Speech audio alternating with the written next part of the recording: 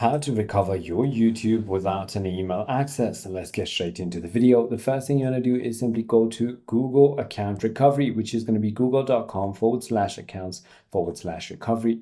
Once you've done that, simply go ahead and enter your email. But since you don't have your email, you can simply click on Forgot Email. This is where you can simply go ahead and choose multiple different ways to sign in, get a verification code at your number, answer your security questions, and many, many more. You can simply go ahead and choose any of it. Once you simply go ahead and choose one of it, or if you simply tap on try another way one more time, it is going to go ahead and give you a form that you can fill out with a lot of questions, answer as many questions as you can.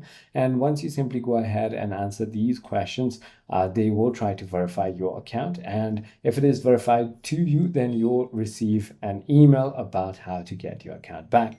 I hope this video clarifies everything for you. If you have further more queries, feel free to comment down below and I'll see you on the next one.